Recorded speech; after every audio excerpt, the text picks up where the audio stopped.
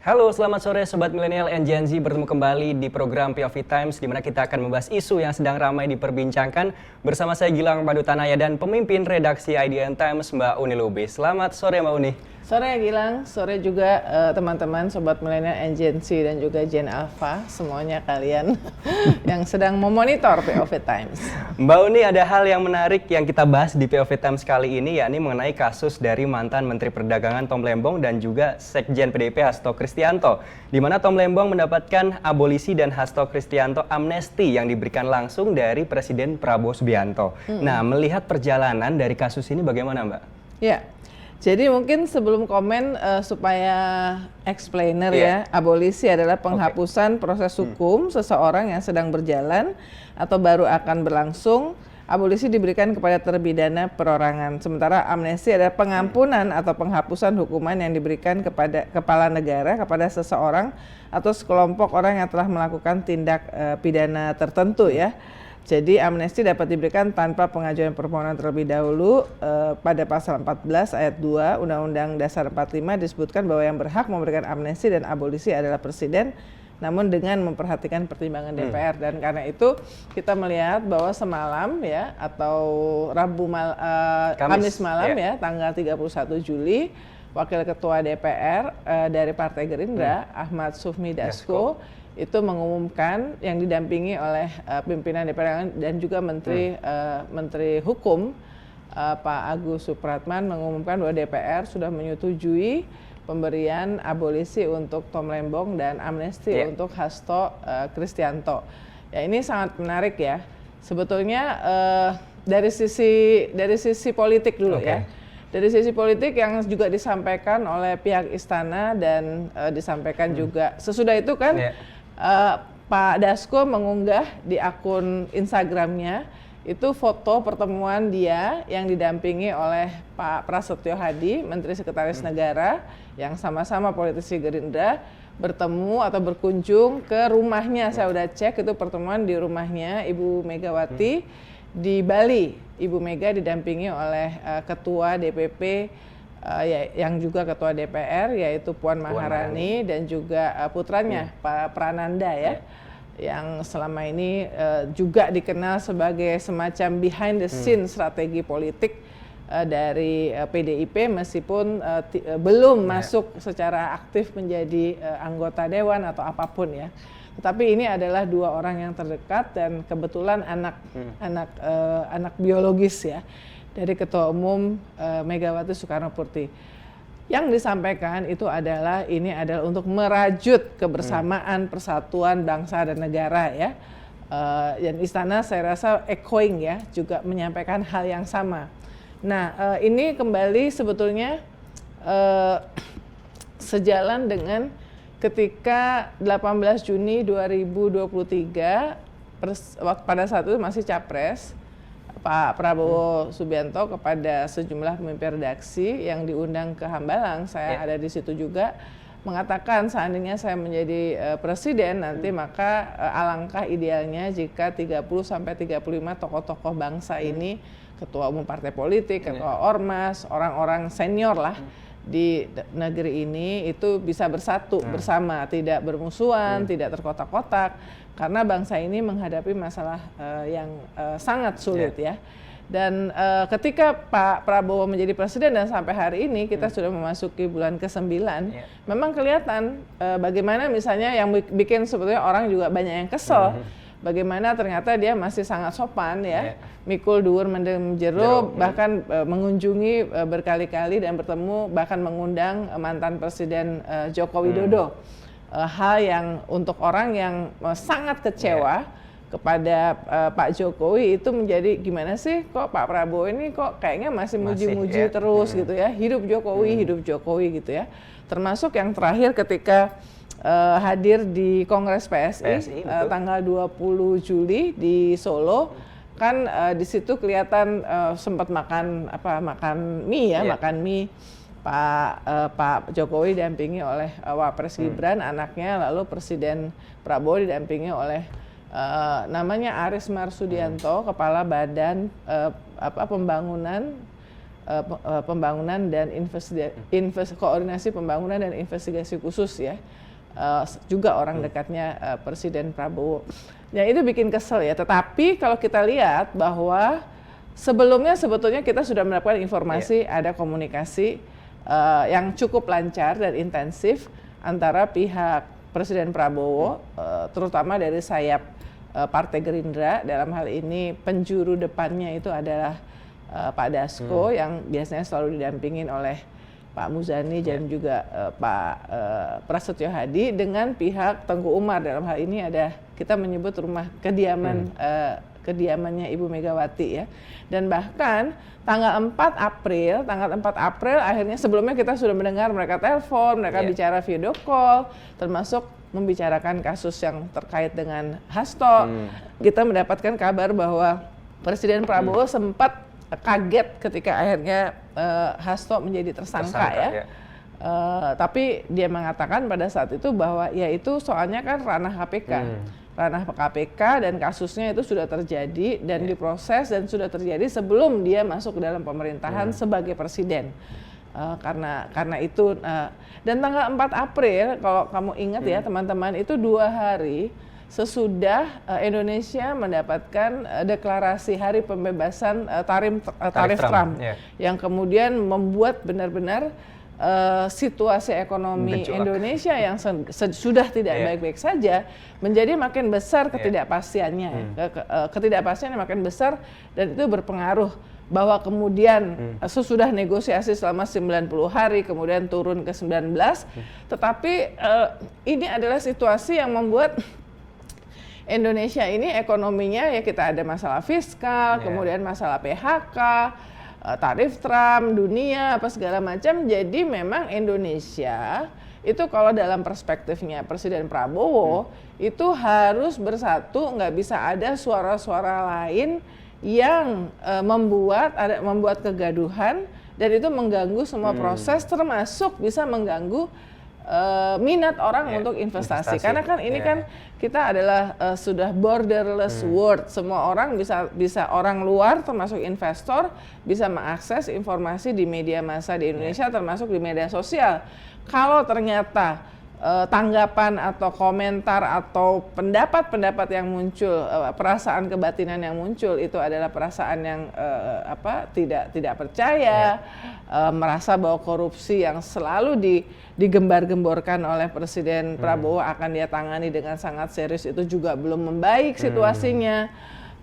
Nah itu pasti akan berpengaruh terhadap minat dari investor ya. Apakah mereka berpikir ini negara dikelola dengan baik dan sesuai dengan jalur yang mereka harapkan ya, dengan good governance. Nah, ini yang menurut pandangan kita Gilang di POV membuat nah ini secara politik ini kan keputusan politik ya, keputusan politik. Dari sisi keputusan politik, kita di POV menganggap bahwa ini sesuatu yang katakanlah very strategic dari Presiden Prabowo untuk mempersatukan ya, saya sudah mendengar akan ada pertemuan dengan Megawati pada hari Selasa tanggal 30 ya. Jadi hari Selasa malam saya bertemu dengan Pak Dasko, kita ngobrol banyak hal ya, lalu Pak Dasko mengatakan besok saya akan bertemu dengan Ibu Megawati karena memang Ibu Megawati dan seluruh elit dan pengurus PDIP sedang berada di Bali untuk bimbingan teknis. Jadi semuanya berkumpul, yang fraksi, DPC, DPD, dan kita mendengar bahwa siang ini juga akan berlangsung kongres PDIP yang akan mengukuhkan kembali Ibu Megawati untuk menjadi ketua umum. Nah ini juga hal yang, jadi ini adalah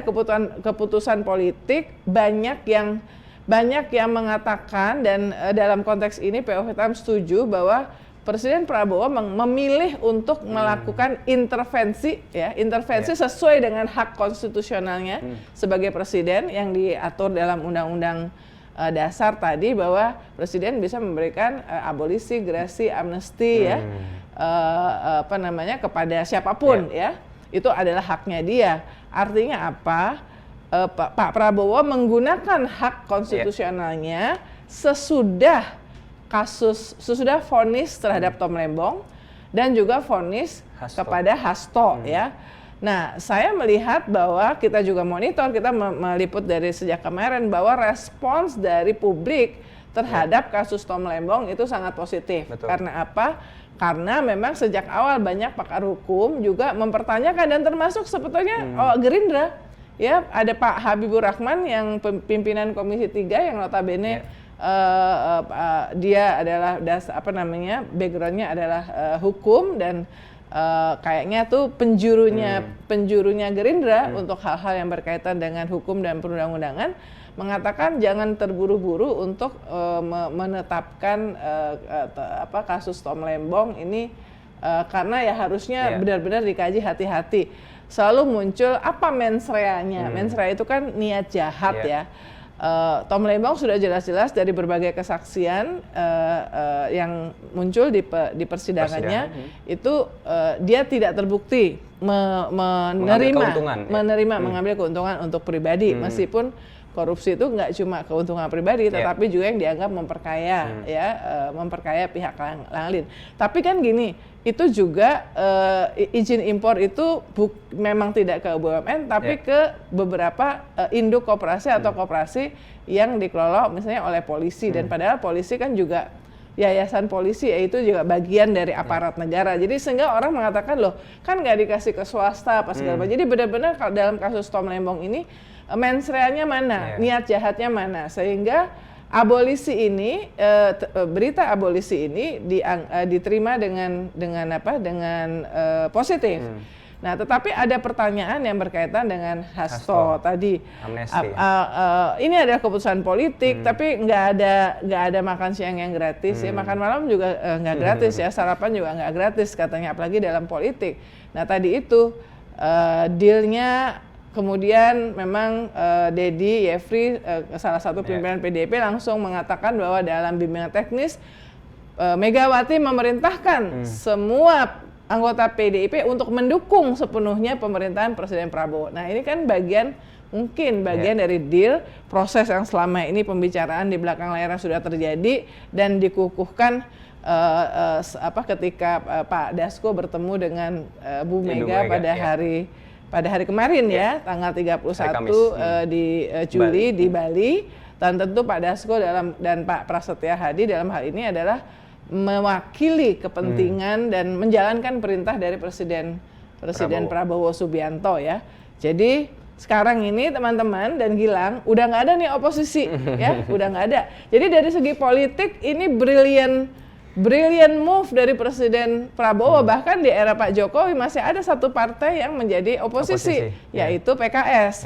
Kalau sekarang, sebelumnya kan tinggal PDIP di parlemen. Nah, sekarang itu 100% partai-partai yang ada di parlemen itu, dan terakhir itu disampaikan dengan sikap Presiden dengan sikap Ketua Umum Megawati. Semua PDIP wajib mendukung. Artinya sekarang parlemen itu 100%. Ya ini jadi kembali kayak orde baru sih. Jangan sampai ya, tapi nanti parlemen itu cuma jadi tukang sampel aja. Apapun yang disampaikan oleh pemerintah itu kemudian tinggal disetujui aja ya. Nah, ini yang terjadi sekarang, dan ini dari segi politik itu dianggap brilliant move ya. Tapi dari segi penegakan hukum, kalau ternyata kasus korupsi, nah ini karena saya bukan ahli hukum, kita bukan ahli hukum, kita mesti mengutip dari concern yang disampaikan oleh Novel Baswedan. Novel Baswedan itu kan mantan penyidik KPK. Pada saat KPK lagi jaya-jaya. Kalau sekarang nih sejak Presiden Jokowi itu ada pelemahan luar biasa terhadap KPK, termasuk dari segi undang-undangnya ya. Jadi Novel Baswedan yang sekarang Wakil Kepala Satgasus Optimalisasi Penerimaan Negara mengatakan ketika penyelesaian kasus tindak pidana korupsi dilakukan secara politis, maka ini akan menjadi presiden buruk bagi pemberantasan korupsi ke depan. Apalagi hal ini dilakukan di tengah praktik korupsi makin parah dan lembaga pemberantasan korupsi seperti KPK sedang dilumpuhkan.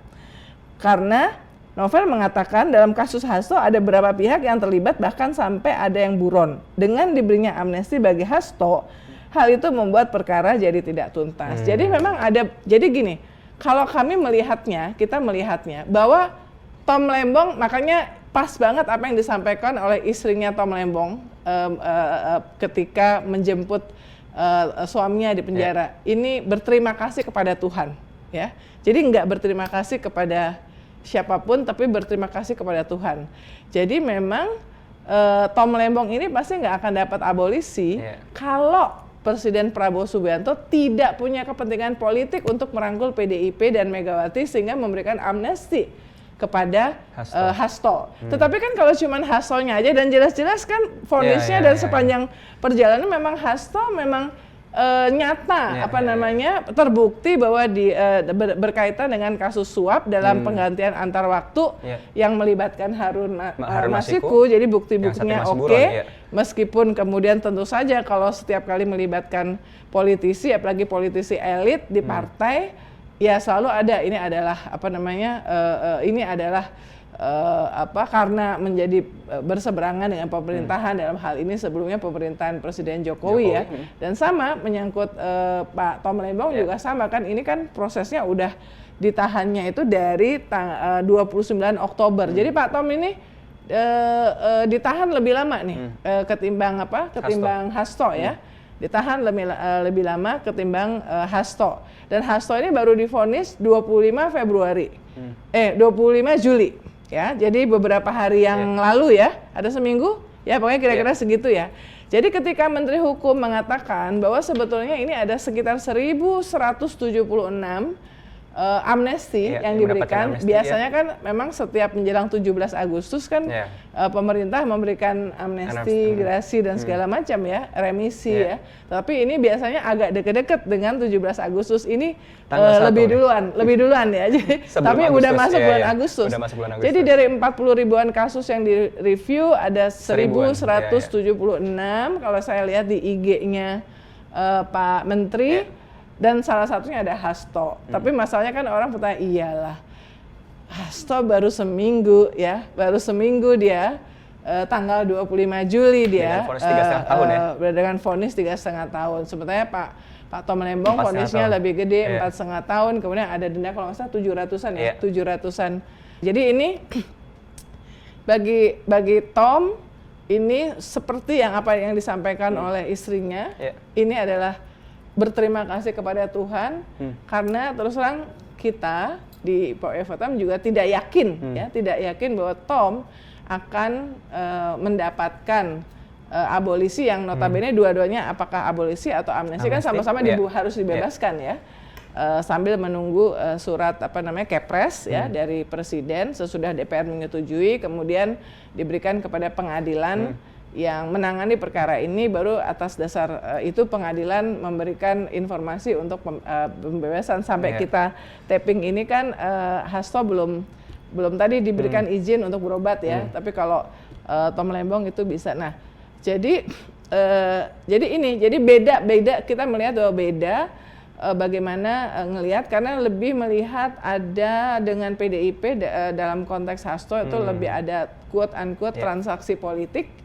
Termasuk soal dukungan dari PDIP kepada pemerintahan Prabowo ya, tapi juga sebetulnya apa yang disampaikan dilakukan Prabowo, keputusan kepada dua ini sekaligus mengakhiri mungkin perasaan dizolimi dari dua kubu yang notabene menjadi lawan di Pilpres, yaitu Tom Lembong ini kan adalah co-wing dan orang terdekat dan pendukung Anies Baswedan, Capres. Sementara Hasto pastinya karena PDIP mendukung Ganjar ya. Nah ini secara politik ini berarti yang dua ini sudah selesai ya. Dan yang menarik juga Pak Prabowo ingin menunjukkan kepada siapapun ya, tapi publik melihat ini mungkin menunjukkan kepada mantan Presiden Jokowi bahwa Pak Prabowo itu tidak ingin bahwa permusuhan politik ya, bahwa orang berbeda dalam posisi politik dengan dia yang notabene sekarang pemenang pemilu, sudah menjadi presiden, udah mau masuk ke 10 bulan. itu kemudian memanfaatkan perbedaan posisi politik itu untuk kemudian mencari-cari kesalahan dan kemudian diproses hukum. Tapi bahkan kalau Hasso jelas ya kasusnya ya, dan itu pasti udah jelas, udah pasti itu ada negosiasi dukungan politik PDIP ya. Tetapi kalau Pak Tom Lembong ini pertanyaan berikutnya adalah sebetulnya kasus ini itu juga melibatkan kasus impor gula itu kan dilakukan oleh hampir semuanya Menteri Perdagangan. Jadi kalau misalnya Tom Lembong dapat abolisi, apakah dan kepada dia dibebaskan dari kewajiban hukum dan segala macam, apakah ini juga akan terkena kepada kasus yang sempat disebut sebetulnya di persidangan juga? Misalnya Tom Lembong kan pernah bilang bahwa harusnya Pak Jokowi itu dipanggil, ya kan? Dipanggil di persidangan karena ya Pak Jokowi dianggap tahu lah. Karena kan sebelumnya kan selalu dibilang bahwa tidak ada visi-visi menteri, yang ada adalah visi menterinya presiden. Ya kan? Sekarang Pak Jokowinya berkelit dengan mengatakan ya itu keputusan oleh menteri ya. Nah, apakah misalnya kasus abolisi kepada Tom Lembong ini menghentikan upaya-upaya hukum terhadap semua kasus yang berkaitan dengan impor gula yang dilakukan oleh Menteri Perdagangan yang lain selama pemerintahannya Presiden Jokowi. Nah, itu yang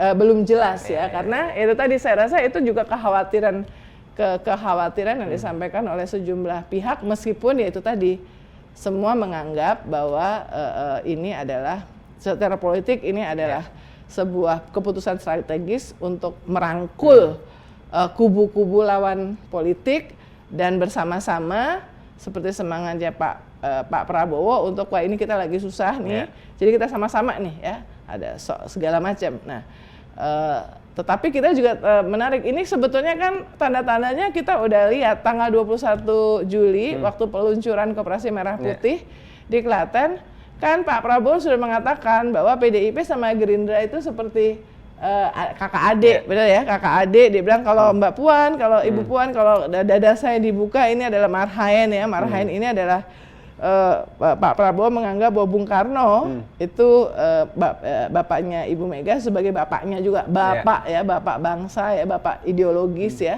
Jadi dia dekat, merasa dekat dengan semangat marhaen yang membela Wong Cilik ya. Itu kan nama dari petani, seorang petani kecil, jadi membela Wong Cilik. Jadi ini kita udah ngeliat tanda-tandanya nih ya, bahwa wah itu udah mengarahnya, dan sebetulnya secara historis emang nggak ada masalah antara Pak Prabowo dan Bu Mega. Bahkan mereka tahun 2009 namanya Mega Pro ya, pernah nyapres Pak Prabowo jadi cawapresnya. Nah, terakhir yang juga menarik ini adalah bagaimana ini juga saya rasa Pak Prabowo tuh sudah mulai melakukan konsolidasi ya, sambil tetap seperti wataknya Pak Prabowo adalah mikul dhuwur mendem jero ya. Pada saat dulu kepada ABRI dia mengambil alih tanggung jawab dalam kasus penculikan. Sekarang ke senior-seniornya di tentara, termasuk mantan presiden Pak SBY, Pak Jokowi, dia juga menjalin hubungan baik dan sopan ya. Tetapi dia mulai menunjukkan bahwa dia bisa dan mau dan sudah melakukan keputusan-keputusan dan action yang berbeda, termasuk terutama dalam hal ini dari kepentingan mantan Presiden Jokowi ya. Jadi menarik nih, misalnya waktu pas pidato di Kongres PSI kan ada menteri-menteri itu, termasuk Menteri Koperasi yang notabene pendiri Projo, Pak Budi Ari ya. Kan sempat bilang nih, Pak Budi Ari ini mau PSI atau Gerindra? Nah, kalau Pak Budi Ari ini kan ketika ditanya, pokoknya saya tegak lurus kepada Presiden. Menarik untuk kita lihat, orang yang sangat setia dan loyal kepada Presiden Jokowi, bahkan bikin projo namanya juga Pro Jokowi. Apakah sekarang akan pindah dan bahkan bergabung dengan Gerindra. Karena tegak lurus kepada presiden dan presiden sekarang adalah Prabowo Subianto. Jadi ini adalah sebuah konsolidasi politik yang sedang dilakukan dan nampaknya kalau dari per hari ini berhasil dilakukan. Karena nggak ada oposisi sekarang. Semua mendukung ya. Semua mendukung.